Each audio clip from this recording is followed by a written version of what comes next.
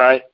So I'm going to start off tonight discussing some information that I researched, and I just want to thank the Most High for revealing a lot of this information to me. And also, there are a lot of other brothers out there who are in on this information, and I've used bits and pieces of their research and some of the resource materials that they use to try to put this together in a really, really simplified way to where, it's no question, there's no doubt that this information is accurate. Now, I was talking to Kenyon earlier, and I was saying this information that we're bringing out is not for everybody. The Most High determines who's able to have an ear to listen, at least to seek this information out to determine whether or not it's accurate. And I think the last video that we put out, which was a pretty good video, a few brothers was saying that's not true. The information that you're bringing out is just a carbon copy of what the British and some of these Caucasians are talking about, that the Europeans are the 12 tribes, so on and so forth. So this information I'm bringing out this evening should really just put the nail in the coffin as far as who were the ancient peoples of Europe. So I'm going to be going over as much material as I can. Can everybody hear me okay? All right, so I assume everybody hears me fine. Yeah, we can hear you. Yeah, real good. Okay. All right, and at any time, if you got a question or, hey, brother, can you repeat that or can you explain that a little bit further, please, by all means, stop me. This is a question-answer session. So the title of this one is going to be The House of Israel and Judah in Medieval Europe, Part 4. And this is going to cover the 5th to the 15th centuries A.D. and also Acts, the book of Acts, chapter 29. So I want to start off, first of all, by saying, going over Genesis chapter 17, verse 6, where it says, the Most High is talking to Abraham, and he's saying, and I will make thee exceedingly fruitful, and I will make nations of thee, and kings shall come out of thee. So I want everybody to remember the scripture as we're going on in those lessons, and also Ecclesiastes chapter 1, verse 9, where it says, the thing that have been and is that which shall be, and that which is done is that which shall be done, and there is no new thing under the sun. And the information that I've been finding out is that the scriptures are right on point, that everything that's going on today that's affecting all of us as a people are things that our forefathers went through also. All the deceptions, all the lies, all the different doctrines, all the family fights, all of the enemies coming against us and manipulating us behind the scenes. As we go over this information, you're going to start to see exactly what it is that I'm talking about. So I want to start off by talking about the Apostle Paul. And, of course, Paul is a very, very controversial subject for our people. Our people that are in the truth, that have gravitated back towards our heritage, understand what Paul's mission was, to go out to seek the lost sheep and to bring them back to the fold and give them the good news of the Hamashiach's mission and what he came for, and that was to seek out the lost sheep of the house of Israel, and also to let them know of the renewed covenant. A lot of our Christian brothers like to use Paul's teaching and twist it to a point to where they believe that everyone is saved, we're all grafted in, and that we don't have to follow the laws anymore because Paul is saying this, and they misinterpret this, and they misinterpret that. But I just want to give a little bit of information about Paul, the apostle. Paul is commonly known as St. Paul, and he's also known by his Hebrew name, Saul of Tarsus. He was an apostle. Though he was not one of the 12, he taught the gospel of Jesus to the first century world. Paul is generally considered one of the most important figures of the apostolic age. And in the mid-30s to the mid-50s AD, he founded several churches in Asia Minor and Europe. He took advantage of his status as both a Jew and a Roman citizen to minister to both Jewish, or I would say both Judean and Israelite and Roman audiences. Since 14 of the 27 books in the New Testament have been traditionally been attributed to Paul, 7 of the epistles are undisputed by scholars as being authentic. And the epistles are the letters that he actually wrote to the churches. So I'm going to be putting some information in the chat group so that you'll be able to see it. And this is that I'm going to post in a group. I want to show some of the areas where actually Paul journeyed to. All right, so I just posted that in the group. And if you look on there, you can see Rome, you can see Thessalonica, Corinth, Ephesus, Colossae, Galatia, Tarshish, Antioch, Damascus, Jerusalem. And the first group that we're going to focus on, here, so let me go over this real quick.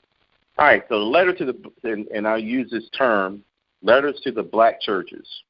All right, the Galatians was one of the letters in one of the books in the New Testament where Paul actually visited and he wrote letters to. So basically, he says that the Galatians were a Gallic people that dwelt mainly in north-central regions of Asia Minor or Anatolia, and what is known as Galatia in today's Turkey. In their origin, they were part of the great Celtic migration which invaded Macedon. The Gauls were Celtic people inhabiting Gaul in the Iron Age and the Roman period, roughly from 5th century BC to 5th century AD. And if you were on any of the earlier lessons that we talked about, I was able to use research material and information to determine that the Gauls in itself were actually people from the northern kingdom. They actually went up into this area of modern-day Turkey after the Assyrian captivity. And over a period of time, when they were in Turkey, that was known as the Cimmerians. And then as they travel around towards Ashraf, which is located near the Black Sea, just north of Turkey, not Turkey, but Greece, in the Balkan areas, the Greeks started to call them Celts and Gauls. So these Galatians were a Cimmerian people or Gallic people, and they were traditionally the Celtic people inhabiting Gaul. That's what the Galatians eventually became. If you know anything about modern Turkey and you look at the media, we always see Arabic or Turkish people. We never see any people that look just like us. But if we know about anything about ancestors and as time goes on, a lot of times the media doesn't want to show that we're pretty much everywhere. We're all over the world. So I'm going to post in a group some of the people that I was actually able to find photographs of them that live in present-day Turkey near the area where the Galatians were located. Now, am I saying that these people are Israelites? No, I'm not saying that. What I am saying that in modern-day Turkey today, you have Negroid-looking people that look just like me and you that live there. Now, when you go on research material and you try to look up Afro-Turks or anything dealing with black people, and I just use the term black people, in Turkey, a lot of the information that you're going to get, are they going to say, well, they were descendants of slaves that were left over by the Ottoman Turks or during the Crusade periods or during the time of the Caliphate. and they were slaves that were brought over from Africa. And that information is just totally not true.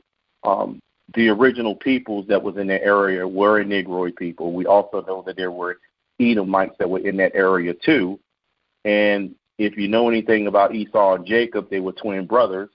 And Esau looked just like us. He was a Negroid person.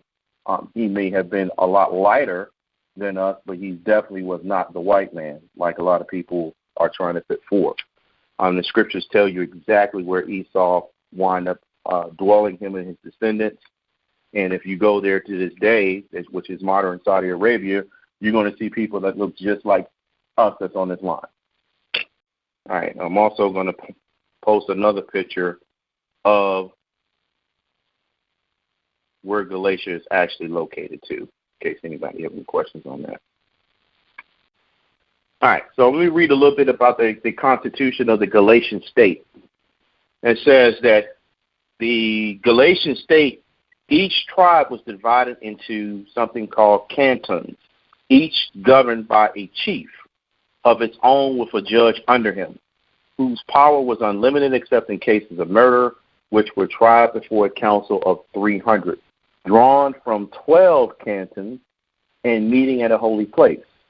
These Celts were warriors respected by Greeks and Romans. They were often hired as mercenary soldiers, sometimes fighting on both sides in great battles of the time. So these Galatians pretty much were citizens in the Roman and Greek empires, and because they were great warriors, they pretty much were hired as soldiers, and and they were known for their fighting skills. And I'm going to post a picture just to confirm, to let you know. And the picture I'm about to post is the black Galatian king, Diotarus, and he ruled from 62 to 40 BC. And if you look at this picture, there's no doubt that this guy was a brother. And this is a coin with his face on it. When you look at the Negroid features of this guy, you can definitely see the hair, you can see the nose, you can see the lips.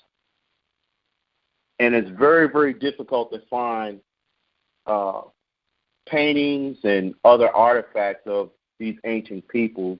And the ones that you do find are going to be recent drawings where they have whitewashed the images. And we're going to go over a lot of the whitewashing, and it's going to be obvious. All right, so the Galatians. Paul wrote letters to the black Israelites that resided in Galatia. So again, I'm not saying that all of the Galatians were Israelites, but I am saying that some of the Galatians are Israelites. These Israelites were from the lost sheep of the house of Israel. These northern kingdom Israelites also resided in Phrygia. And Phrygia is another region in Turkey, modern-day Turkey. These Israelites were also Hellenized and lived in ancient Turkey. These Galatians were trying to come back to their lost heritage and come from under paganism. Now, if you understand anything about Hellenized, we know that when we came under the Greek rule, that our people, some of our people decided to cast their lot with the Greeks, and they became known as Hellenized Jews, which means they just assumed all of the customs and the traditions of the ruling authority and their cultures, which were the Greeks. So you had a lot of our people that was running around naked, participating in the Olympic Games, dressing like the Greeks, forsaking their own heritage, not wearing Hebraic clothing, kind of like we are today. We got a lot of us, we're basically westernized Hebrews that live in America, if you really wanted to get to the gist of it. We are a part of American culture. We do a lot of things that our enemies do. We were brought up that way, and we're trying to reclaim our heritage. This is the same thing that was going on back during this time. Remember the scriptures I read before, there's nothing new under the sun. Paul was just trying to go out and preach and tell these people exactly who they were, because at this time they thought they were Galatians, they thought they were Romans, they thought they were Greeks, they thought they was anything but Israelites. And they might have had Israelite forefathers, but they would rather be connected to the dominant culture and the dominant society during that time, which was the Roman Empire. Paul also went and talked to the Ephesus or Ephesus, and they were located in ancient Turkey also. I'm not going to go over all of the churches that he talked to, but I'm just going to kind of give you a little foundation. I'm trying to lay a foundation. So this is the area where Ephesus was actually located. You can see it on the map. That is also located near Troy. And if you know anything about the earlier lessons that we went through, there was an Israelite that actually discovered and founded the city of Troy. Okay. All right. Daria. All right. Dara was one of the wise men to whom King Solomon was compared to, and that is in 1 Kings chapter 4, verse 31, son of Zara, which was one of the sons of Judah. Josephus called him Dardanius. He is a significant figure because the group which he led went north across the Mediterranean Sea to the northwest corner of Asia Minor and ancient Anatolia. There, under Darda, they established a kingdom later called Troy on the southern shores of the narrow body of water, which bears its name to this day, Dardania. All right, so these Ephesus was located near ancient Troy, and ancient Troy was one of the places where a descendant of Judah actually established a kingdom. All right, so Acts chapter 19, verse 17, and this is what it says. And this was known to all the Jews and the Greeks also dwelling at Ephesus. And fear fell on them all, and the name of the Lord Jesus was magnified. Ephesus was one of the 7 churches of Asia that are cited in the book of Revelation. The city was destroyed by the Goths in 263 A.D. That's very important because these Goths are going to be important later on in the lesson. And although rebuilt, the city's importance as a commercial center declined as the harbor was slowly tilted up by the Caucomenius River. And I was able to locate another picture of some of the people that look like us that actually live there to this day. So just to let you know, there are some people that live in that region that look just like us. All right, so the media is not going to show you this. So this is the beginning stages of turning there those layers of the whitewashing and the miseducation that the world system has done with our people. Corinth is mentioned many times in the New Testament, largely in connection with Paul, the apostle's mission there, testifying to the successes of Caesar's refounding of the city. Traditionally, the church of Corinth is believed to have been founded by Paul, making it an apostolic see. And we're going to talk about what apostolic sees are also. Paul wrote at least 2 epistles to the Christian church. The first epistle to the Corinthians, written from Ephesus, and the second epistle to the Corinthians, written from Macedonia. The first epistle occasionally reflects the conflict between thriving Christian church and the surrounding community. And Corinth is actually located in what is known today as still modern-day Greece. And I'm going to post another picture of one of the ancient relics that was found in that location. And when I post that picture, can anybody tell me if this is a African or a Negroid woman? Well, you see they whacked that nose off.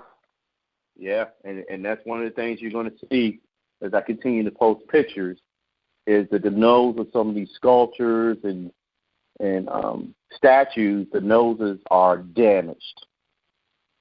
And there's a reason for it. But this is definitely a Negro woman. You can look at the lips, you look at the nose, and you can even look at the hairstyle. It's some of the hairstyle that some of our sisters wear to this day. All right, we'll talk a little bit about the Romans. And here's a picture of one of the Roman emperors. There's another one. That's a brother. All right. During Paul's travels, the Romans had black emperors. The image of Roman Emperor Augustus Diocletian is on that coin that I just posted. The Roman Empire had millions of Hebrews from the northern and southern kingdom as citizens. Most Israelites had become Hellenized, and Paul was trying to reach the ones who had lost their identity. I'm going to talk briefly about the Thessalonians.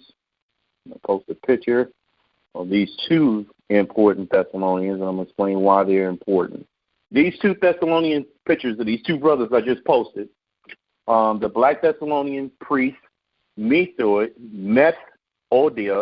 and Cyril. And I'm going to post the names in case you want to look these names up and understand why these two were important. And then I'll give you my opinion of them based off the information I was able to find. All right. These two brothers were born in Thessalonica in present-day Greece. Cyril in about 827 to 828, and Methodius around 815 to 820. The exact ethnic origins of the brothers are unknown. That's very, very important. Now, these two brothers were supposed to be apostles or bishops from the post-apocalyptic period. And I'm going to go over the two different periods because that's going to define when the church started and the foundation of the early church. Cyril's mastery of theology and command of both Arabic and Hebrew made him eligible for his first state meeting. So the exact ethnic origins of the brothers are unknown. There is controversy as to whether Cyril and Methodius were of Slavic or Byzantine Greek origin or both. Cyril's mastery of theology and command of both Arabic and Hebrew made him eligible for his first state mission. He was sent to the Abbasid Caliphate al-Matuaki to discuss the principle of the Holy Trinity with the Arab theologians and to improve relations between the Caliphate and the empire. But these two men, historically it has been said of these two that they taught Christianity to the Khazars, but the record of the Khazars, King Bulan, was that he would choose neither Christianity nor Islam, and that would leave Judaism as the religion he chose for his people.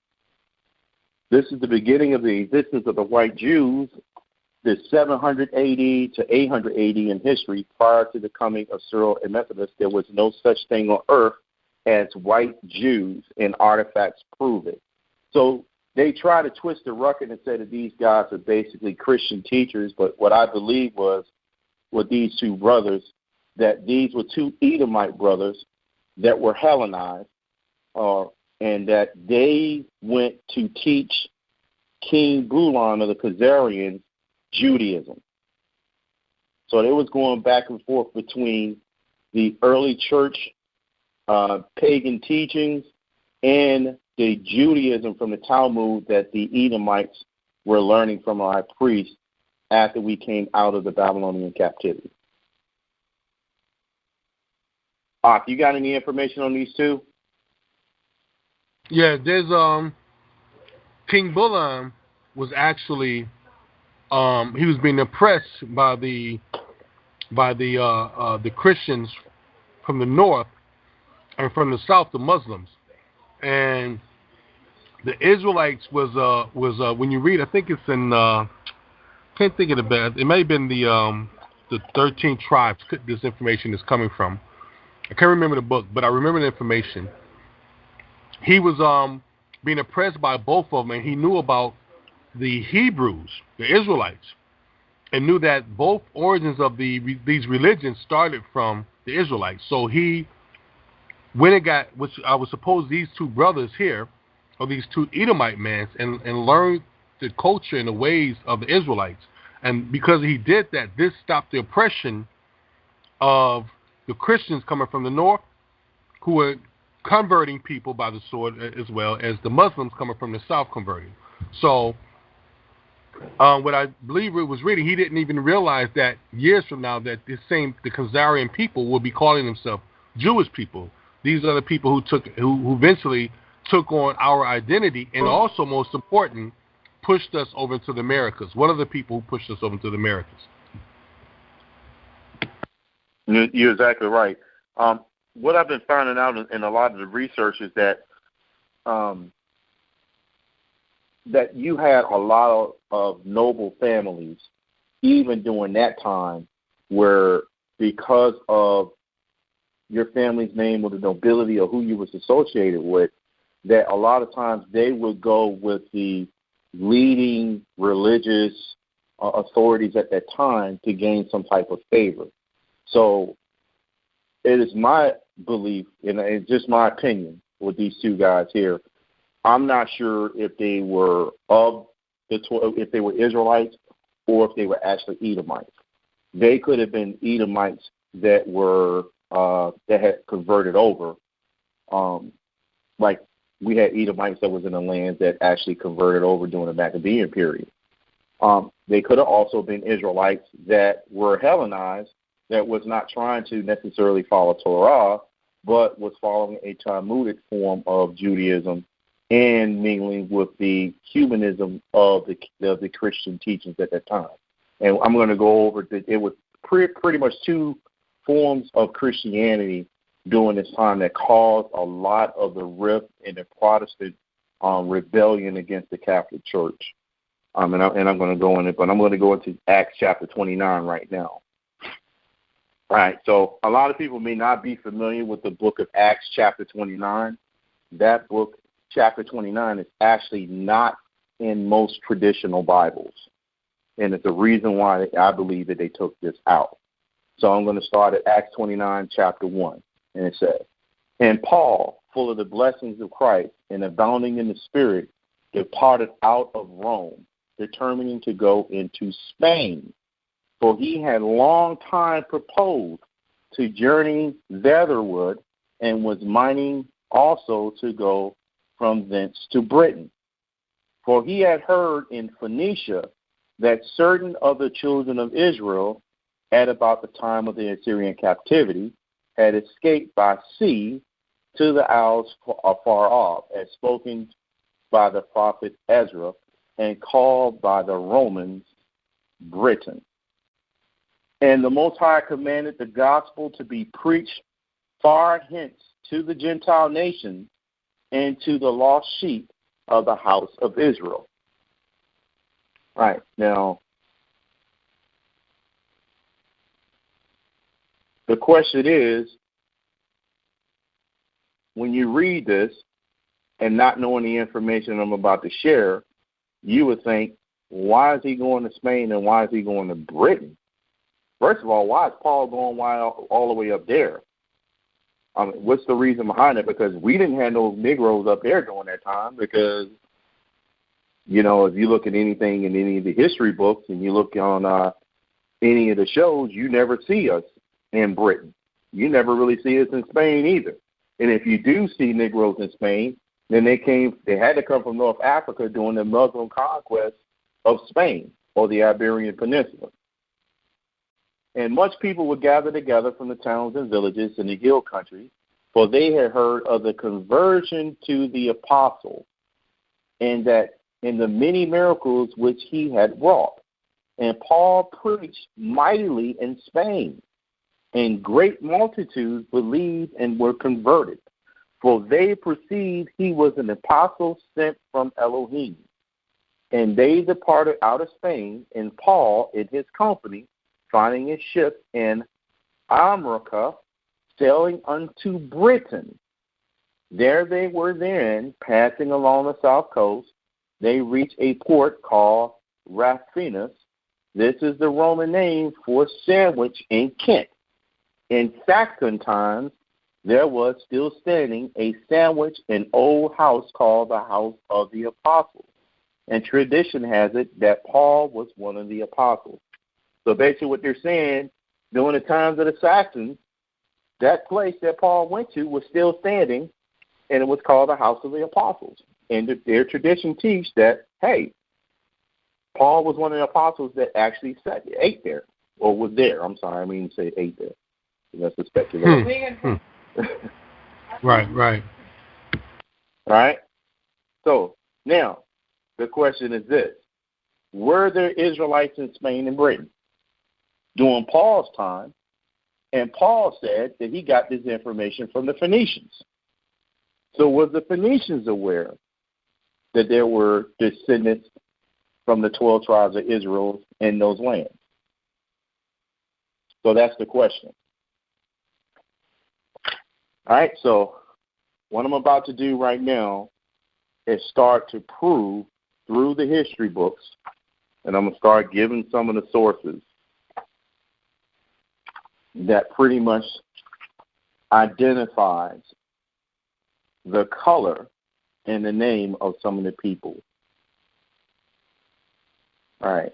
So the book I'm going to read out of right now is called The Jews of Spain and Portugal and the Inquisition. And it's page 1. I'm just going to read a little bit. The period when Jewish settlers, and I'm just going to use the word Jewish, and we all know that Jewish is normally in our day and age is talking about the Khazarian Jews or the Ashkenazi Jews, right? The period when Jewish settlers were first attracted to the Iberian Peninsula, where they afterwards attained so high a position in learning and in wealth, and where for some centuries they so thoroughly acclimatized themselves as almost to forget their captivity and to regard themselves as in a new Judea is so remote that no reliable historical data exists on the subject. No doubt the Phoenicians at a very early period traded with the various ports in the Mediterranean.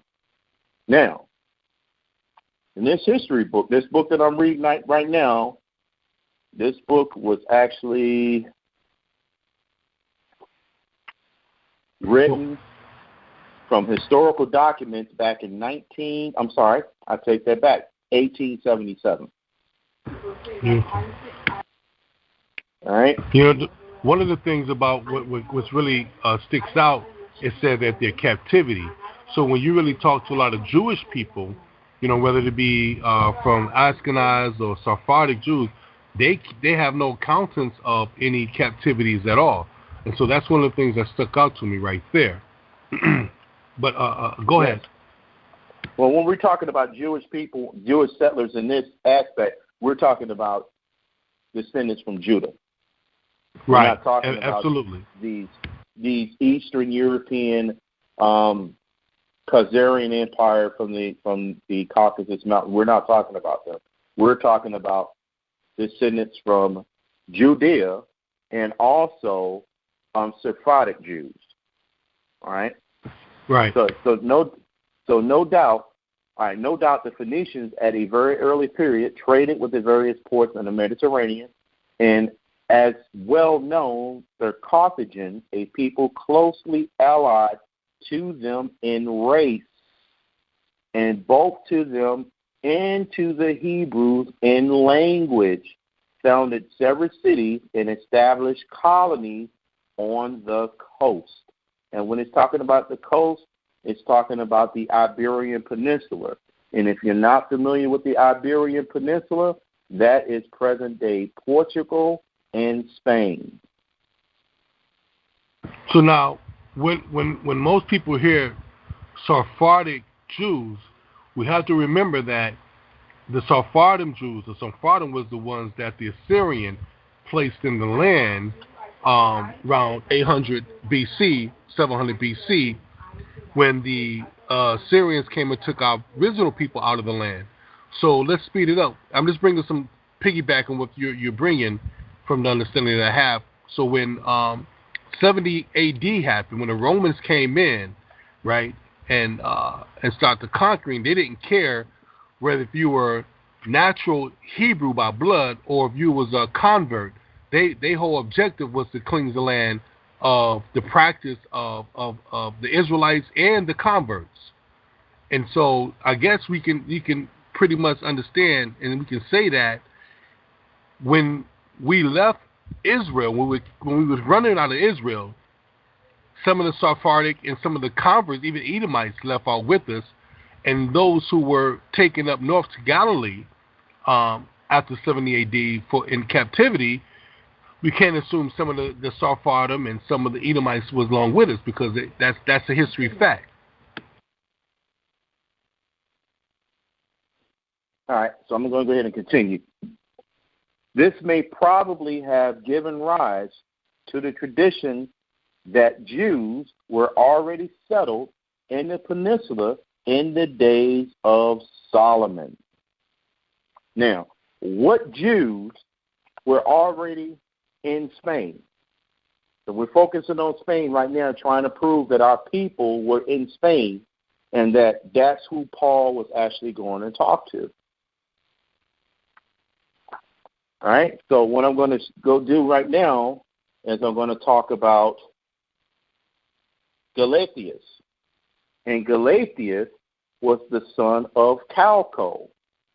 Galatius and Calco, if you don't remember, is a man of Judah. He was a son or descendant of Zerah. And you can find that in 1 Chronicles chapter 2, verse 6. Probably identical to Calco. Calco is also credited with settling a colony in Ulster, Ireland, and the origin of the Irish king. His brother is credited with going on to establish Troy. Calco was reported to have left Athens and established outposts in Sardinia in Spain. Calco is also credited with settling Ireland, where Ulster was his base. Ireland today is still known as Hibernia, or the land of the Hebrews. It is safe to accept the historical origins of Ireland and the origins of Britain through Brutus. And let me post what the symbol of Ulster is. All right. And Galatius is the son of Calco. Galatius was given the hand of Pharaoh's daughter Scotia in marriage. After living 7 years in Egypt, Galatius fled the land at the onset of the plagues and traveled westward towards Spain. Now, what I'm going to post, and I believe I have posted this before, but I'm going to post it again. This is the picture of King Charles I, the son of King James. And I'm going to post another picture, and if you give another look at this bigger picture that I'm going to post, and this picture that I posted of King Charles I was when he was in prison, and he was praying. And if you notice, you see the words Calco right there, Mundi Calco, right there at the bottom of his right foot on the globe. And that's paying homage to his ancient ancestor. Galatius and his people founded a city which still bears the name of their ancestor Zara. Zaragoza can be broken into Zara and Gaza, which means Zara's stronghold. Recall that Zara was one of the twin sons of Judah and a birthright holder. The peninsula of Spain and Portugal is known anciently and currently as the Iberian Peninsula. Iberia means Hebrew. Iberia means Hebrew in some ancient languages. Ebro also means Hebrew. Spain was one of the most important settlements of Hebrews through Calco and others. And the city Zaragoza, Spain, is the capital of the Zaragoza province. It's a city that still exists to this day. It's the capital of the Zaragoza province and autonomous community of Aragon, Spain. It lies by the Ebro River and its tributaries, the Huvera, and Gallego, roughly in the center of both Argon and the Ebro Basin. I'm going to post the coat of arms for that city. And you can see the lion with the scarlet background. That lion is a symbol for the house. All right, so I'm going to go back to this book, The Jews of Spain and Portugal in the Inquisition. I'm going to page 14 now. And it says, the period when the Jews were first attracted to the Iberian Peninsula, where they afterwards attained so high a position in learning and in wealth, and where for some centuries they so thoroughly acclimatized themselves as in a new Judea. And I want to go to 16 now. Okay. All right, so let me go to this other reference book. And what we're doing right now, we're proving that that there were Israelites in Spain and in Britain. Okay, this book is called The Jews, A Study of Race and Environment, page 64. All right. These fair-haired Jews created a problem for anthropologists. It is a question whence these Indo-Germanic Jews, as Virchow called them, have found their way into the midst of a dark complexion race like the Jews. So let me repeat that again so I can break this down so you can understand.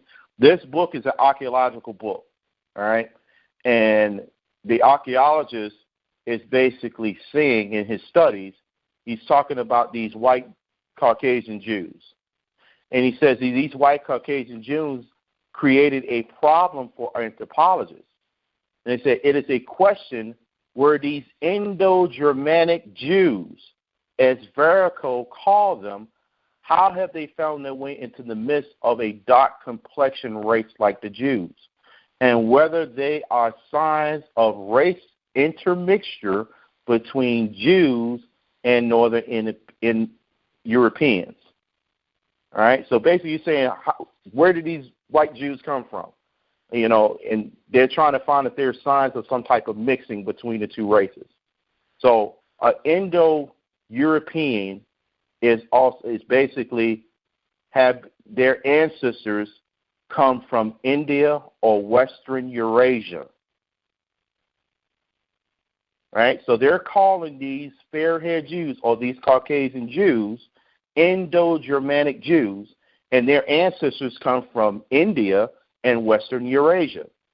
Branches of the Indo-Europeans are Anatolian, Indo-Iranian, Armenian, Greek, Slavic, Baltic, Albanian, Germanic, Italic, and they said Celtic. So these are different branches of these Caucasian Jews that they're talking about. And some of the research material that I've been finding out is that these Caucasians came from Central Asia. They migrated there from India. They were called Dravidians. They were albinos. They migrated to Central Asia, and then they migrated over to the Caucasus mountain regions. And they mingled themselves with the Khazars and the Turks, or the Edomite Turks. And then they wind up finding themselves in Eastern Europe. Anybody got any questions on that? All right, so I'm going to continue. Even the Spanish and Portuguese Jews, the Sephardim, who have been considered to be of a much darker complexion than the Eastern European Jews. So basically what it's saying is the Spanish and Portuguese Israelites and Sephardim Jews were a darker complexion skin, proving that they were black and not white. I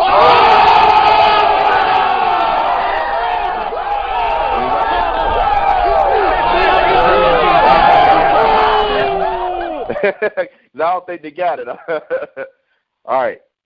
So it's basically saying even the Spanish and Portuguese Jews and the Sephardim Jews who have been considered to be of a much darker complexion than the Eastern European Jews. All right, so I'm going to go on to the next thing. So what I'm doing right now is just laying a foundation and trying to prove that these peoples that Paul went to talk to were actually black Israelites. All right, so I'm going to go back to this book, The Jews, a study of race and environment. All right, it says, in addition to their dark complexion, they are short of stature and either diasyllaphic according to Retes, which is an anthropologist, was the distinctive cranial features of the earliest inhabitants of Europe. Today, it is the characteristic of the Negro races. And you can find this material in the book, The Jews, a Study of Race and Environment, page 108. So the anthropologists went and dug up the earliest remains of habitations in Europe. And when they dug up these bones and remains, they found these skulls that they call diaphyletic. And they said these skulls that they found had a distinctive cranial features, and it is the same characteristic of the Negro races to this day or today. So basically, they found bones of the earliest people that lived in Europe, and they were Negro. So anybody that tells you that black people were not indigenous to Europe is lying to you. Period. Their own anthropologists said this. And that's huge, because we knew we were in Europe. So if we were in Europe, then why aren't you seeing this information? Why haven't you ever heard this information before? Yeah, so this information is very new. And I'm gonna say I've been around this culture for a good minute. I have not heard anyone teach this or break this down to this extent, bro. You're doing a wonderful job. Continue on. All right, so now I'm going to talk about the Anglo-Saxons. And remember, one of the brothers was like, "No, man, the Anglo-Saxons were white, and you're plagiarizing from some Israelology book from the Caucasians." So this is out of one of their history books. The Origins of the Anglo-Saxon Race, page 1. All right. This is the information. It says, the considerations of the evidence that people of brunette complexions were among the Anglo-Saxon settlers in England leads on that of the people of a still darker hue, the dark black or brown black settlers. Probably there must have been some of these among the Anglo-Saxons, for we meet with the personal names Blackman, Blackerman, Blacka, or Blackman in various documents. So when they use this word brunette, you're going to see later on that brunette just means brown. It doesn't mean a brunette white male or brunette white female. It's not talking about them. All right, next page. Another circumstance is connected with these names, which is desirable to remember in its absence of evidence to show that the Old English ever called any of the darker complexion Britons brown or black men. Their name for them was Wellies. So far as I'm aware, not a single instance occurs in which the Welsh are mentioned in any Anglo-Saxon documents as black or brown people. On the contrary, in the Welsh annuals mentions black Vikings on the coast as if they were men of usual personal appearance. There is another word used by the Anglo-Saxons to denote black or brown black, the word swart. The personal name Stuart may have been derived from this word, and many have originally denoted people of a dark brown or black complexion. Some names of this kind are mentioned in the Domesday records of the Buckinghamshire and Lincolnshire. These may be of the Scandinavian origins, or nickname or Svart is found in the Northern Sages. The black was the name of a king of Norway who died in 863. So basically what I'm reading is that they use these names like blacker man or black man or browning to describe a person's color.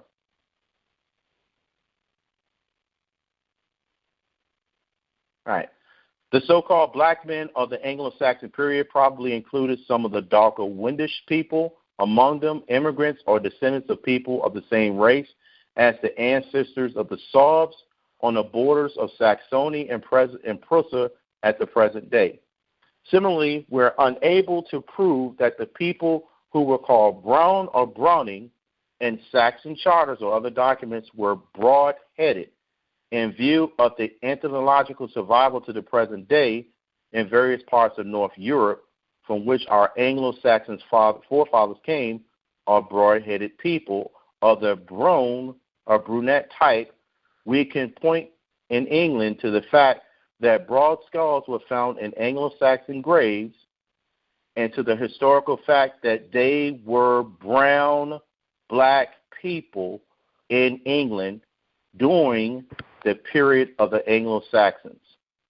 And Wow. This evidence must be left out. This is what the author of this book just said. Origins of the Anglo-Saxons.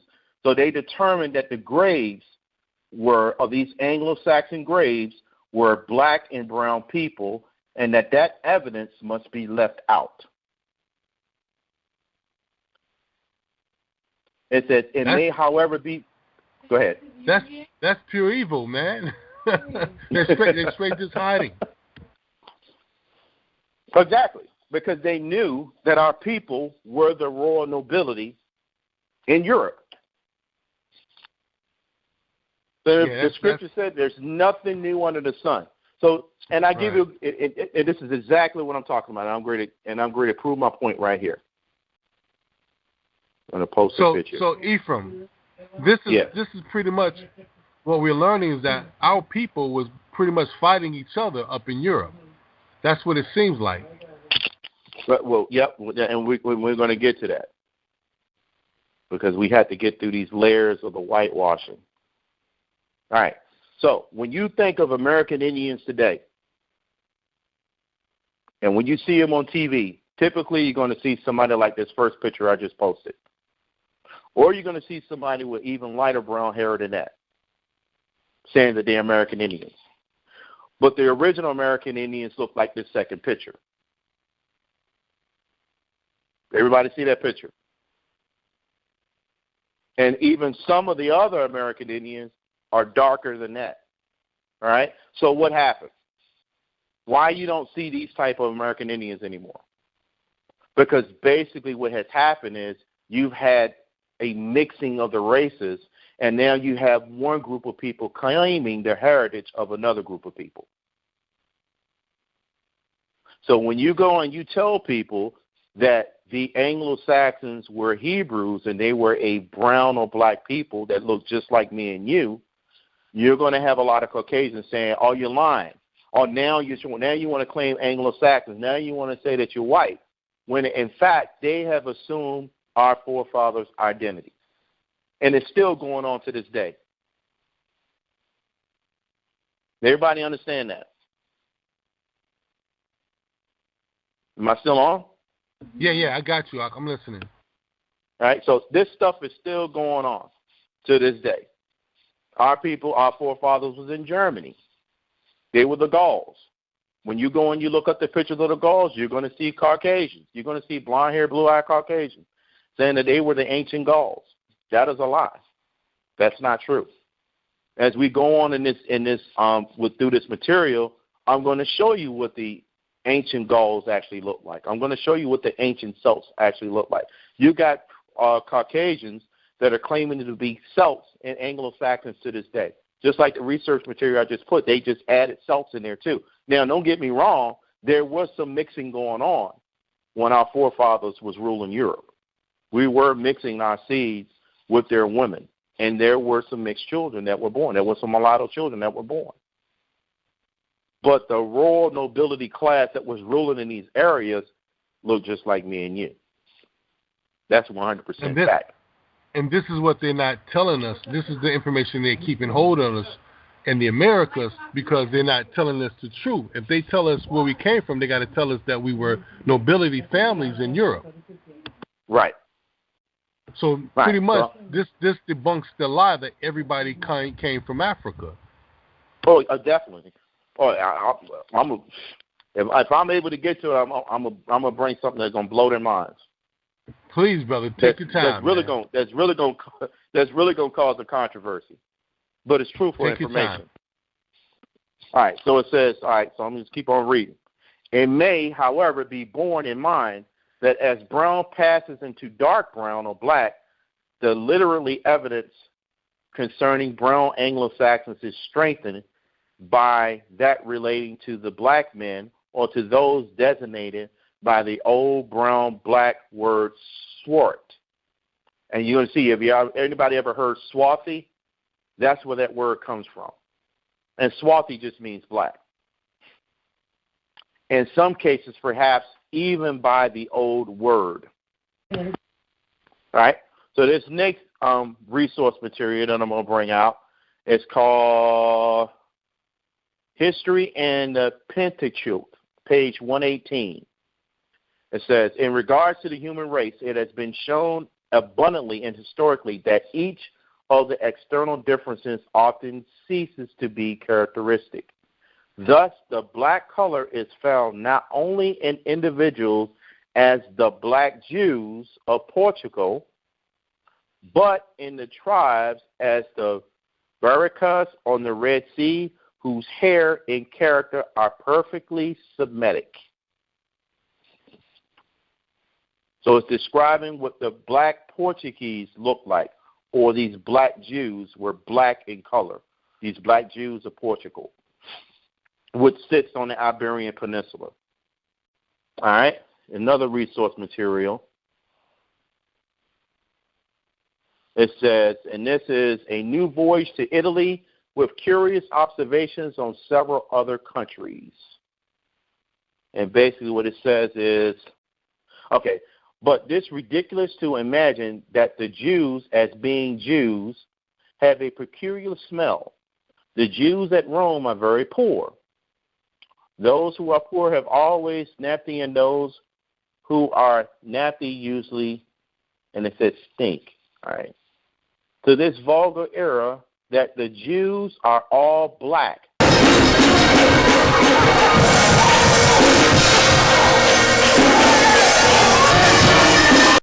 For this is not only true of the Portuguese Jews, who marry also among one another, begat children like themselves, and consequently the swarthiness of their complexion is entire upon their whole race, even in the northern regions.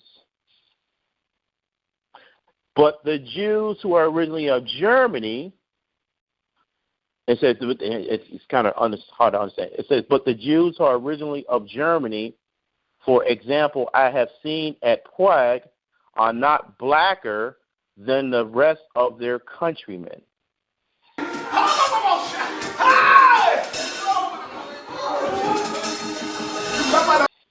All right, did you just peep out what I said?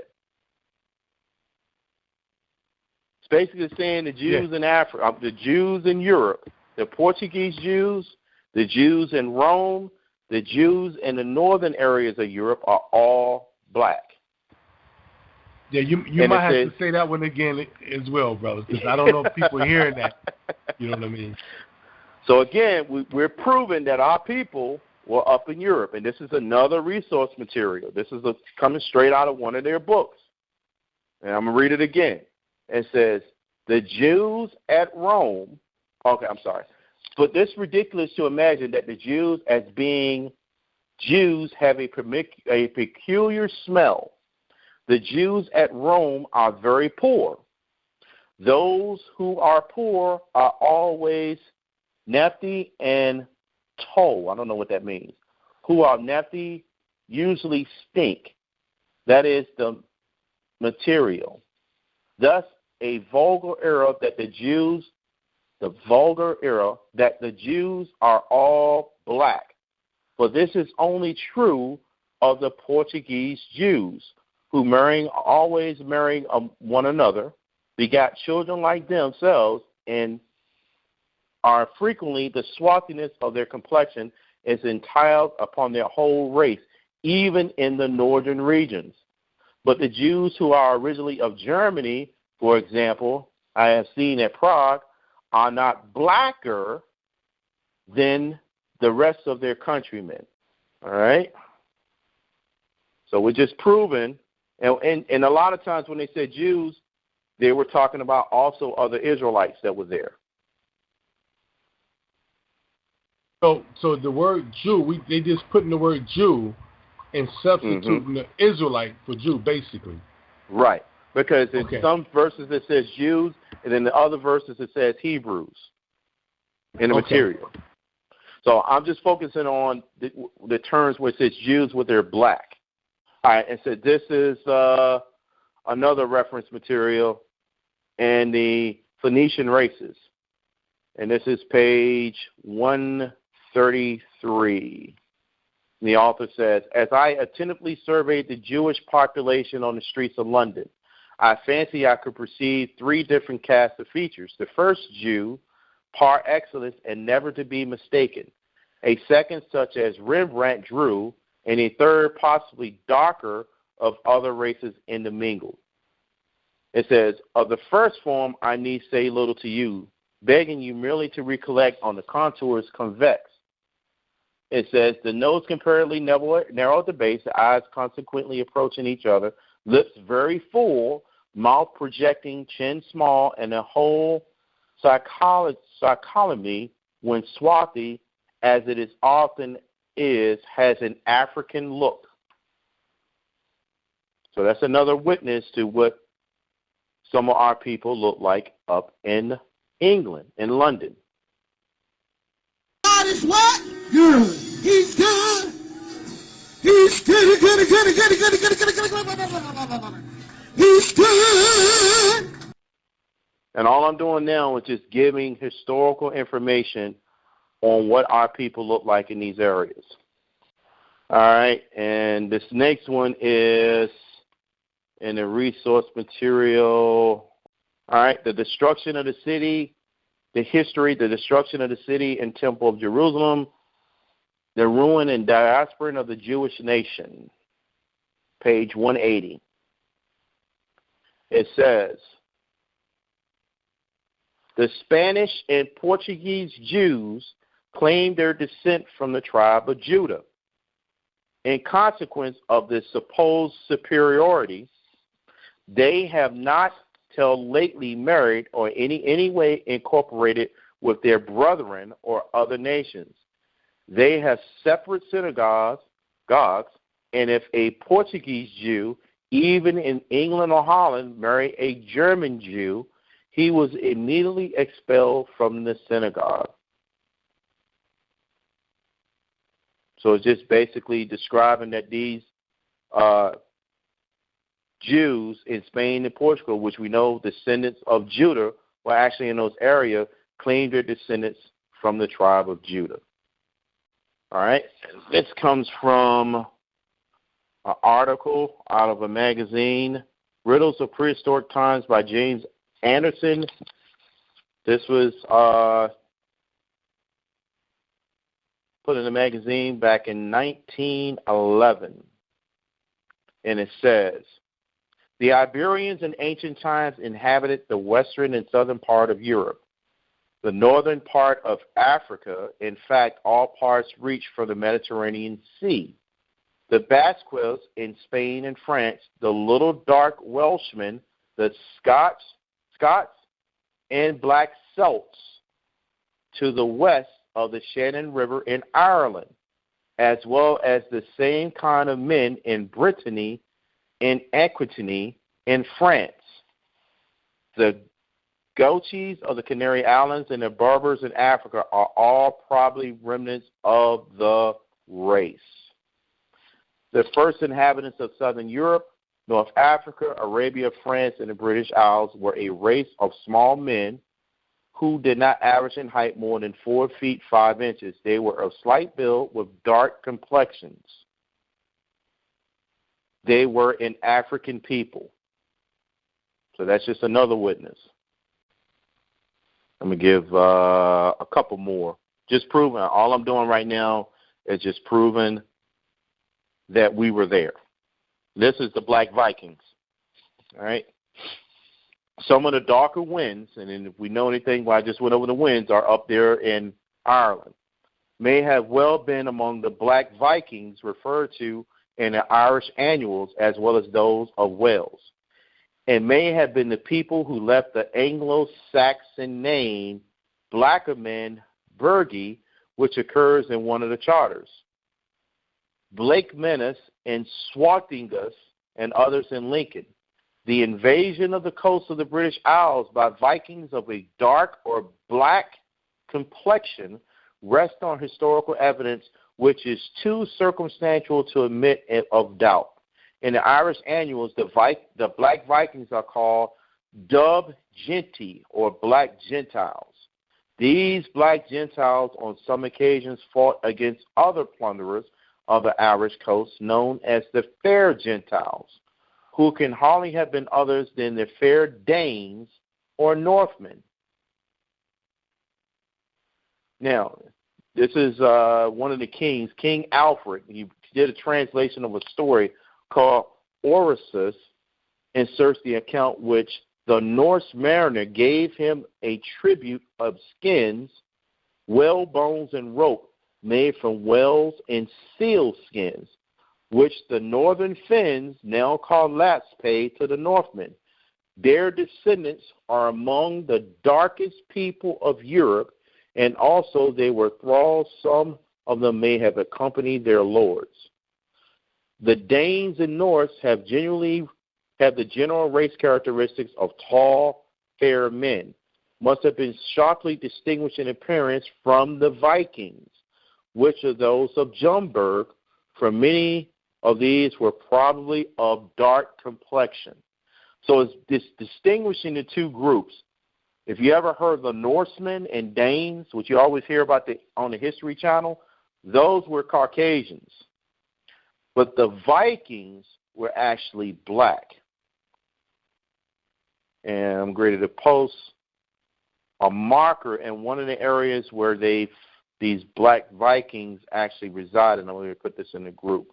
And when you look at the language, if you look at it closely, it looks like some form of Paleo-Hebrew.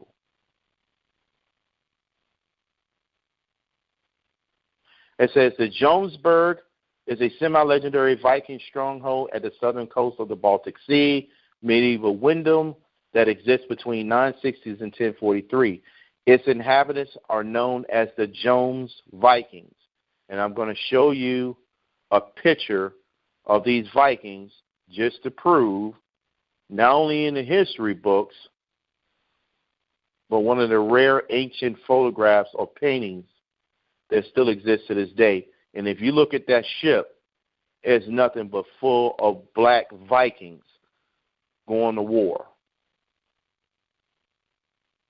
And these were the same peoples that invaded the Normandy coast and united with William the Conqueror and invaded England.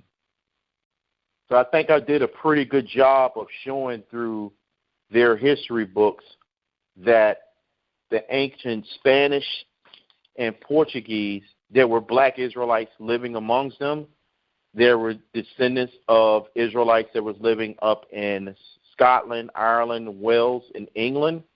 There was also Black Israelites that was just living in Germany, Italy, Holland, the Netherlands, and the Iberian Peninsula. So there's no doubt that we were there. So if you have anybody that tries to tell you otherwise, they haven't done any research. All right, so now I'm going to start talking about the church. And Please the church is going to play it's going to play a big part later on. And so all I'm doing right now is just laying a foundation that we was there, because it's so easy for me to go in and say, yeah, you know, we were ruling in England, and we were the kings of France, and we were the emperors of the Holy Roman Empire in Spain and Portugal. But it's easy to say it, but I'm trying to prove it by proving that we were actually there. So there were people of color there. Our ancestors were also there. But in understanding that, you have to understand the role of the church, the role that the church played in this, because they played a big part of this whole mess that's going on even to this day. All right, so I'm going to go right into the beginning of the corruption of the church. All right, so the early Christianity may be divided into two distinct phases. The first was the apostolistic period, when the first apostles were alive and led the church. And the second phase was the post-apostolic period, when an early Episcopalian structure developed and persecution was periodically intense. The Roman persecutions of Christians ended in AD 324, when Constantine the Great decreed tolerance for the religion. He then called the First Council of Nicaea in AD 325, beginning the period of the first 7 ecumenical councils. And one of the early apostates that was an emperor was called Julian the Apostate. He was a Roman emperor from 361 to 363. Now, the funny thing about this is I'm going to post this picture, 2 of them. And this, again, you can just see the whitewashing that's apparent. This is the image that you're going to see whenever you look this brother up. And this is the real image of the brother, a statue of him. 2 totally different images. Now, who was this brother and why was he important? All right, Julian was a man of unusual complex character. He was the military commander, social reformer, and the man of letters. He was the last non-Christian ruler of the Roman Empire, and he believed it was necessary to restore the empire's ancient Roman values and traditions in order to save it from dissolution. He purged the top-heavy state bureaucracy and attempted to revive traditional Roman religious practices at the expense of Christianity.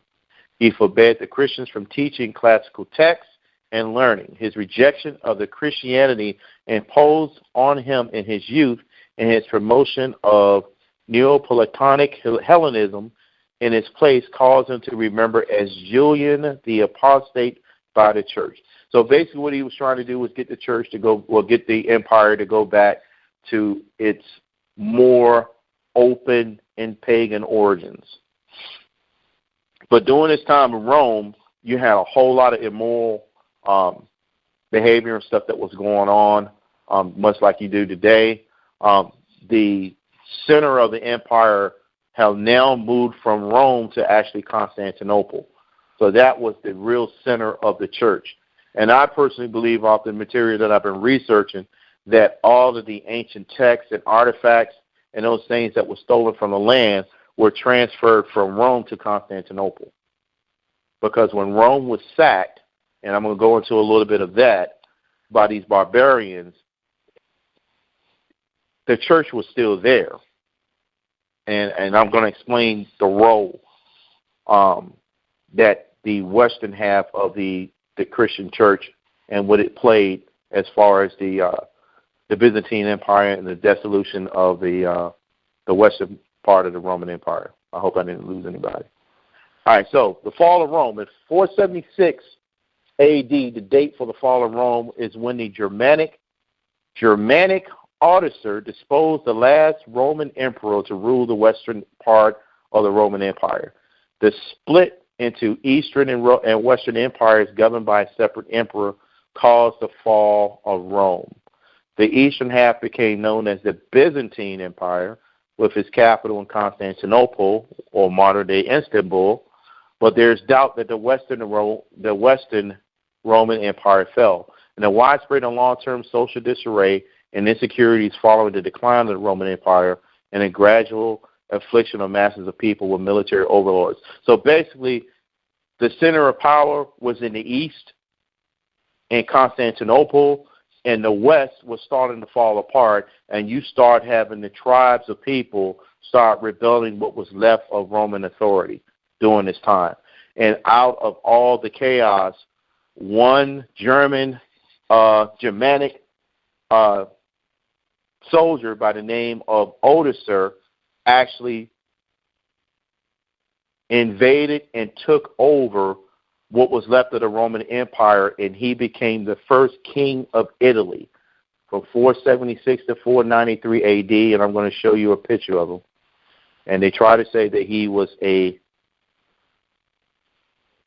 Caucasian, but I believe that he was from Gaul and that he was actually either an Israelite or Edomite, or he could have been one of the Japhites that was living in the area at that time also.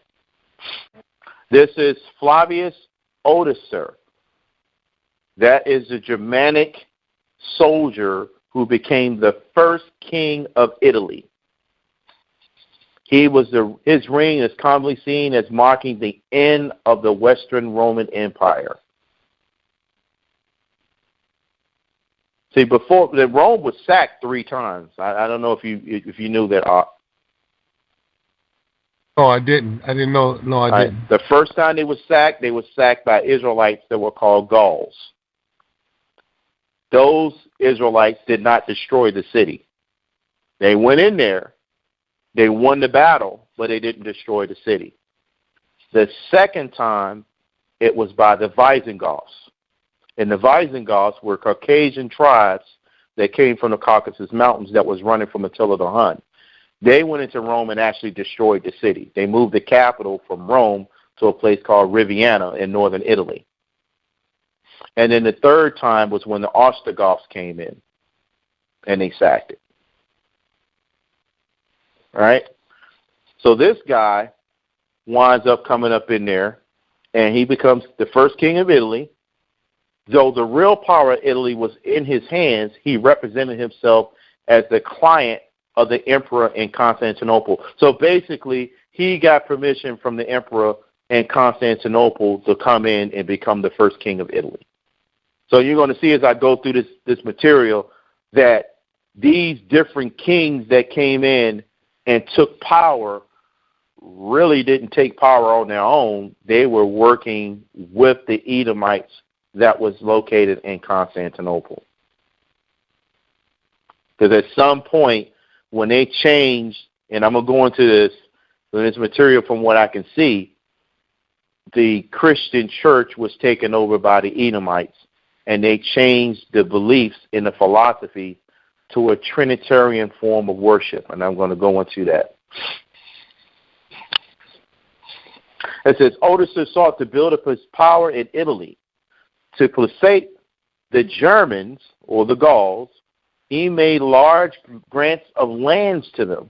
He won favor of the Roman Senate by awarding high offices to his members.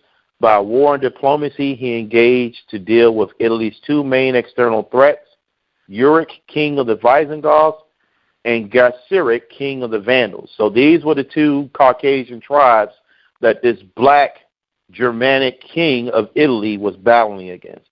So in order for him to kind of stay in power, he was giving land to nobility. He was just giving large swaths of land to get allegiance, to stay in power, because the eastern half of the Roman Empire still was in charge. So they had representatives there. All right? And it says this guy, Theodoric, remained a major threat. In 489, he entered Italy, and Theodoric is the king of the Ostrogoths. All right? After several major defeats, Odoacer in 490 lost the support of the Roman Senate. He fell back upon the capital at Riviana, where he endured a siege for 2 years. In 493, a compromise was worked out.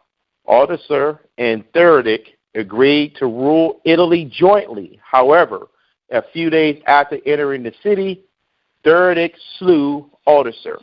Does that sound familiar, Art? This Caucasian king called Theridic made an agreement with the black king of Italy, saying, yeah, we can rule this place together. They held him up in the city for 2 years. They sieged him for 2 years. All right? He finally compromised. He said, okay, we can rule together. When he came out, the white Ostrogoths king killed him. And now he became the ruler of the Ostrogoth Empire on the Italian peninsula. This is the beginning. This is the beginning of the Italians, how they look today. These brown-skinned white Italians. This is their beginning. Because you had Negroes and Hebrews that were living in Italy. Now you having this mixture of these Caucasians from the Caucasus Mountains come in there and mix their seed. Damn! You just peeped what I said. Yeah. So for all these years, they was telling us that the black Africans, the North Africans from Hannibal and them, when they came into Rome, they raped the women, and that's how the women got these colors. That was a lie. Right. That didn't happen. And you know why it didn't happen? Because most of the Romans were already black. Damn! The ancient Latins were black. Edomites were ruling Rome. They were black. And then you had Israelites that were living there also. They were black. This is the first mingling of Caucasian blood. Okay, so during this period of time, the Goth tribes, and when I talk about the Goths, I'm not talking about Gauls, because Gauls and Celts were Israelites. Goths, whenever I say Goths, I'm talking about Caucasian barbarians.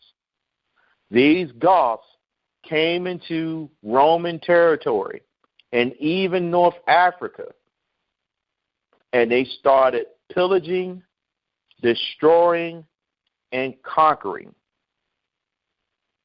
They were marauding throughout Europe. Matter of fact, that is the reason why a lot of the Goths and Celts wound up going up into England, because they were trying to get away from these barbarian tribes. And these barbarian tribes were running from the Huns, Attila the Hun. The Caucasian barbarians, invaders, they invaded Roman territories in the 5th and 6th centuries, many of whom had previously adopted Arian Christianity, eventually adopting Catholicism to ally themselves with the papacy and the monasteries. So during this time, because the government of Rome had already fell, and it was starting to fail, but you still had monasteries throughout what was left of the western half of the Roman Empire, converting people into Christianity. So when these barbarians who were pagans came across these black Christians and black Israelites, when they took them captives, they started converting to their ways. And eventually, through the Ostrogoths, they converted over to Arian Christianity. Anybody ever heard of Arian Christianity? No, I haven't. All right, so I'm going to explain what that is. All right, well, before I go there, let me start talking about Gallo-Romans, and I'm going to post a picture of what they look like. And when I say Gallo-Romans, these were people from Gaul that was living in Germany, people of Gallic ancestry or Israelite ancestry. And you can see in that picture the noses are broken. That's a black man and a black woman. Yeah, for sure. All right. Now, the barbarian invasion beginning in the early 5th century forced upon Gallo-Roman culture fundamental changes in politics and the economic underpinning and military organization. The Gothic settlement of 418 offered a double reward loyalty as Western Roman authority disintegrated at Rome. So basically you had people that were living in the Germany area that were Gauls and Celts and other tribes of Japheth, and you had some Edomites, and you had Israelites in there. They were basically Hellenized. They were Roman. They just adopted, just like we are in America today. Most of us full-blooded Americans. Anything that America does, we right there, right behind the subordinate. That's how our right. people were during Roman times. Right. Nothing new under the sun. And yeah, the formal, I said basically just Hellenized, just European. We were adapting our ways to our captors. So it says the formerly Romanized north of Gaul, once it had been occupied by the Franks, would develop into Merovingian culture instead. And I'm going to go into them because they're important too. They are part of that Israelite royal nobility that you're going to see later on. Roman life centered on public events and cultural responsibility of urban life, and the res publica and sometimes luxurious life of self-sufficient rural villa systems. Don't they sound like suburbs? Those areas took longer to, It does. It does sound like suburbs. Yep, sounds like the suburbs. Yeah. Those areas took longer to collapse in the Gallo-Roman regions, where the Visigoths largely inherited the status quo in 418. So now you got another form of Goths. You got the Visigoths. The Ostrogoths took over Italy. But then you had the Visigoths that was running rampant in the areas of Western Gaul and Celtic territory, which is in France. It says, during the crisis of the 3rd century, from 260 to 274 A.D., Gaul was subject to Alemanni raids because of the Civil War. In reaction to this problem, the Gallo-Romans, or I hate to use it, they say African Americans, appointed their own emperor, Posthumus. The rule for Gaul, Britannica, and Hispania by Posthumus and his successors is usually called the Gallic Empire, although it was one set of many usurpers who took part of the Roman Empire and tried to become emperor. So basically, the easiest way to explain this, is like this. So you got the United States of America. Let's say the United States of America, the government fell. Now you have no more federal government. Right. So the states, with their governors, the governor would become emperor. And the governor, with his delegates and his rich business partners, in order for him to maintain some type of loyalty and control, he gives counties to these people to govern. And these counties, they would hire military or knights to defend the counties and to pledge loyalty to the governor in case of a war. And these knights would hire local people to actually work in the counties, to grow the food, to do the services, so on and so forth. That's what happened after Rome fell. There was no more government. So everything became a feudal system. And the church had the biggest influence on people. So now everything is moving towards a religious sect now at this point. Right. Right.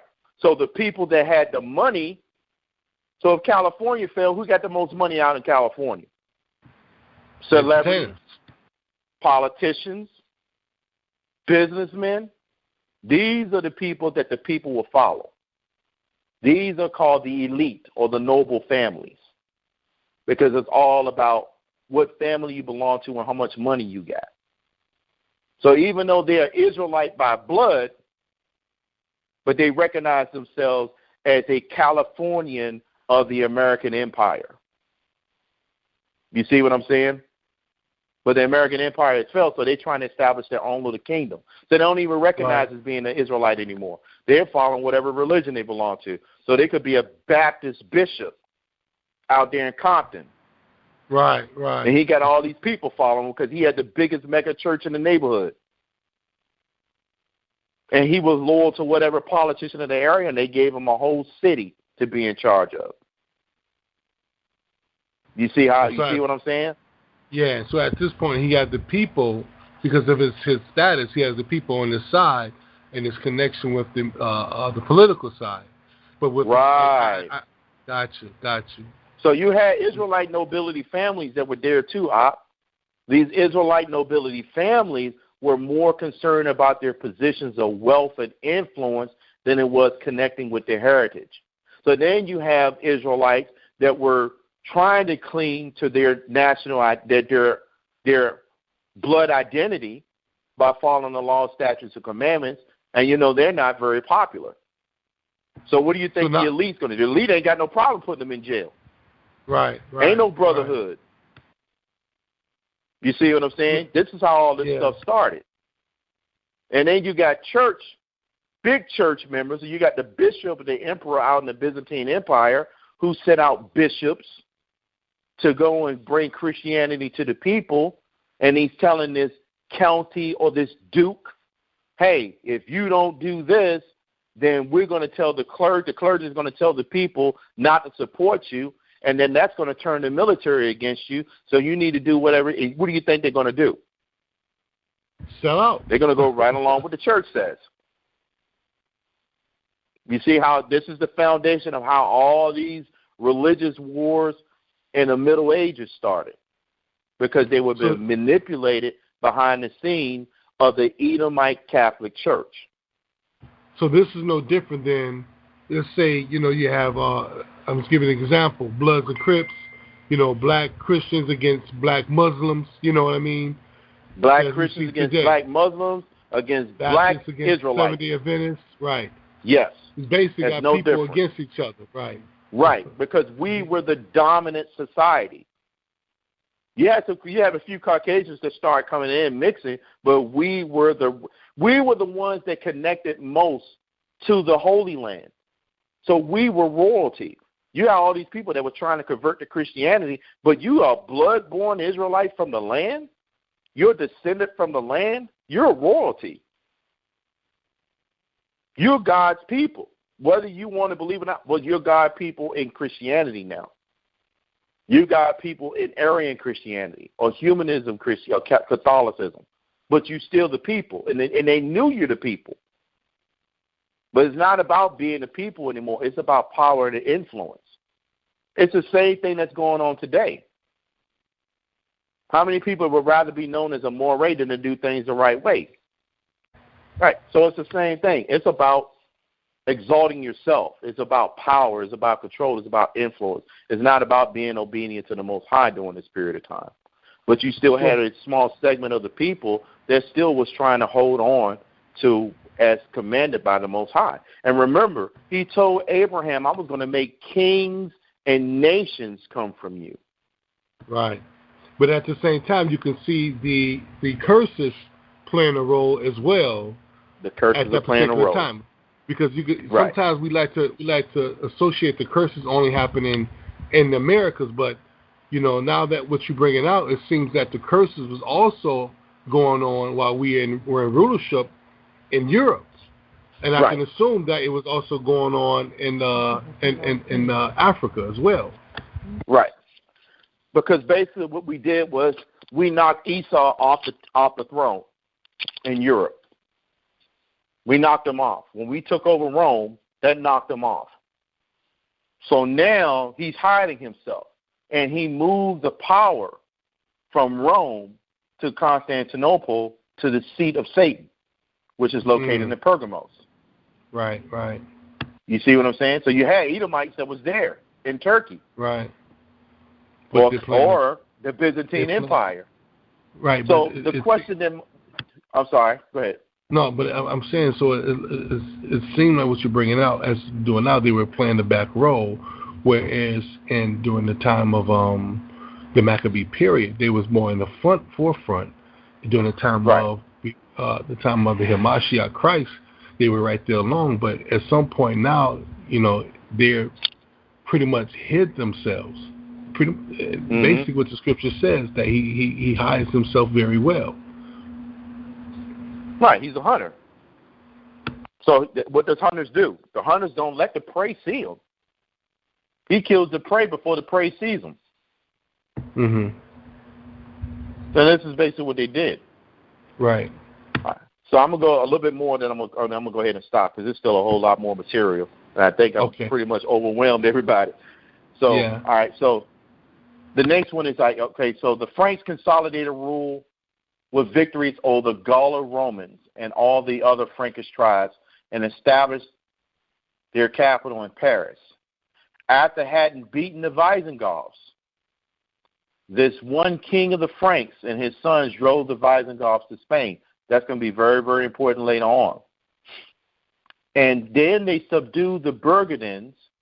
However, after 250 years of this dynasty marked by their intestine struggles and gradual decline occurred, the position of society of the Merovingians was taken over by the Carolingians, who came from a northern area around the River Maas in what is now Belgium and southern Netherlands.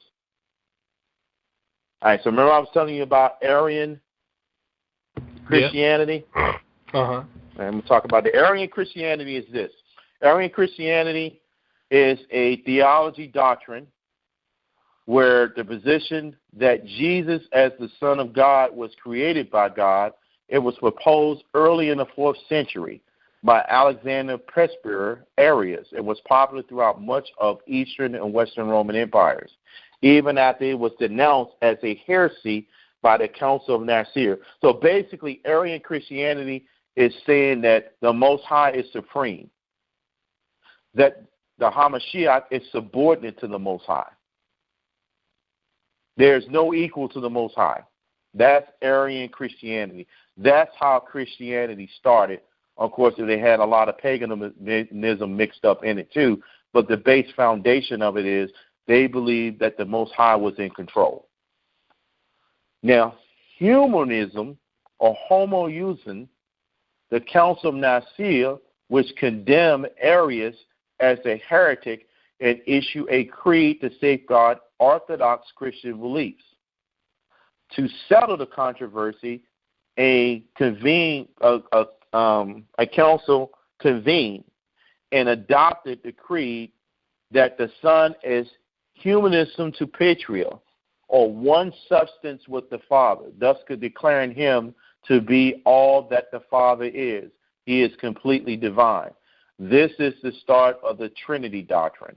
So basically it was saying that the Creator, the Hamashiach, and the Holy Spirit were all equal and completely divine.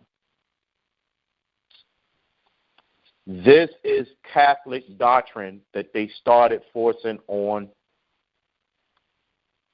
This is the basis of all the religious wars. Yeah, this indeed. is what caused the Protestants to break away from the Catholic Church. Now, I was telling you about that Theoretic guy that killed the brother, who was the first king of Italy, right? Yep. Now, I'm going to talk a bit about him, and then I'm going to be done. All right. So Theoretic the Great, often referred to as Theoretic, was king of the Ostrogoths from 475 to 526. He became ruler of Italy from 493 to 526 and regent of the Visigoths from 511 to 526. The Visigoth is another Caucasian barbarian tribe. All right. Now, a regent is basically a person appointed to administer a state because the monarch is a minor, absent, or is incapacitated. So this Theoretic was born in 454 after his people had defeated the Huns at the Battle of Nidal. His father was King Theodemir, a Germanic Amili nobleman, and his mother, was Eriluva. Theoretic, from the age of 10 to 18, grew up as a hostage in Constantinople, receiving a privileged education under imperial direction, and succeeded his father as leader of the Pannonian Ostrogoths in 473. So the question is, why did the Byzantine emperor kidnap this Caucasian barbarian and then train him up as a Christian? And the other question is, why did none of these Caucasian barbarian tribes attack the Byzantine Empire or Constantinople. They went right past them, right into Europe. I believe that, in my own personal opinion, I believe these Edomites mixed and mingled seeds with these Caucasians, and they were working together. Right, they were allies. They were working together. Right, they were allies. And they wanted our people to even fall into more despair. They wanted to expel, destroy our people, have our people war and fight against each other, because we were just too many. There was no way that they could have defeated us. So, the quickest way to undermine us is to get us to fight against each other. Right, pitches against each other and sit and play the back scene, which is basically what they're doing now. They're doing it right now. You can go from any place you can find our people at, and we're killing each other at a high rate. I think I saw a video where a guy said they just dropped, in Chicago, a guy saying that they just dropped some guns off, and you see a kid or a young man sitting on a wash machine with like a bazooka to me, but, a missile launcher or whatever. But I'm here right now, right, in Trinidad, and we in the first month, and they're like 40-something murders already in the first month. So it's just black on black crime. Hebrews against Hebrews. Right. So somebody's behind it. Oh yeah, somebody's behind the scenes manipulating. So check this out. This is the last thing I'm gonna go over. With Theodotic the Great. At the time, the Ostrogoths were settled in Byzantine. The Ostrogoths were settled in Byzantine territory as allies of the Romans. All right. So these Ostrogoths, or these Caucasian barbarians, were living basically in the eastern part of the Roman Empire or the Byzantine Empire. But they were becoming restless and increasingly difficult for the emperor to manage. Not long after Theodotic became king, and remember, Theodotic was trained up by the Byzantine emperors and Christianity. Right. Said the two men worked out an arrangement beneficial to both sides. The Ostrogoths needed a place to live, and the emperor was having serious problem with Odoacer, the king of Italy. That was the black king of Italy, who came into power in 476. Odoacer was a viceroy for the emperor. Odoacer was menacing Byzantine territory and not respecting the rights of Roman citizens in Italy. At the emperor's encouragement, Theodotic invaded Odoacer's kingdom. Theodotic respected the agreement he made and allowed Roman citizens within his kingdom to be subject to Roman laws and a Roman judicial system. In the meanwhile, the Goths lived under their own laws and customs, and in 519, with a mob had burned down a synagogue. Now, why would this mob burn down a synagogue in Riviera? It says Theodotic ordered the town to rebuild them at its own expense. So these Caucasians got upset at some Jews that was living in Italy and burned down a synagogue. And this Caucasian king allowed the people to rebuild the synagogue at their own expense. So you can already start to see the hatred towards our people starting to begin. So this is what a caliphate is all about. You know what I mean? You control the people. You can keep your belief, but pay taxes. You know what I mean? This you can see this is the beginning of conquering the people. Right. So I'm gonna go ahead and end off there, Art. Okay, beautiful. Okay, that's a lot of information. You've done a good job. Does anybody out there have any questions for Ephraim? I know it's a lot. Anybody write anything down that they want to ask him? Or maybe for the prior lesson that he brought up before, a couple weeks ago, that's up right now running. Anybody have any questions? Anything you may have heard? Yeah, because the next thing that I want to go over is to start to go into the establishment of the Holy Roman Empire and the noble families in France, Germany, England, Spain, and Portugal. How all of that started and how all of them were related, and this is the beginning of all of that. Right. Because the major wars in Europe haven't started yet. The 100 Years' War, the 30 Years' War, all that stuff didn't start yet. So I'm just trying to build a foundation. Right. So what he's doing is he's bringing us from the beginning. He's pretty much walking us, showing how we became in power, and if I'm not mistaken, us being in power to us being dissembled from power and us being shipped out to Europe. If that's what you're bringing out, if I'm not mistaken, right? In due time. Okay, yeah. Beautiful. So basically, you have a few brothers in a few camps who have brought out and say that we were in Europe, but they didn't show how we got in Europe. They didn't show who was in Europe. You know what I mean? Right. And so this is what you're doing. You're connecting the dots for us to show how we became in rulership in Europe, how we became kings, and also, which for myself, it ties a lot in, showing how we became in the Americas, with the northern and the southern kingdom being put in the Americas. Beautiful work, man. I mean, this takes a lot of research for anyone to do, a lot of reading, and I know you're working. I know what you do. You know what I mean? So for you to take your time, man, to go out and put this information out is beautiful, bro. I myself appreciate it.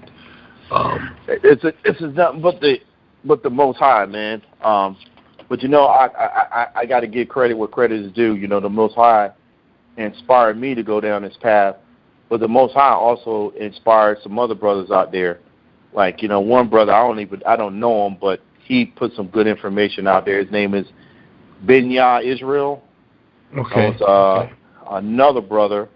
Man, I got to get his name, bro. It's on the tip of my tongue right now. But I want to make sure I get these brothers.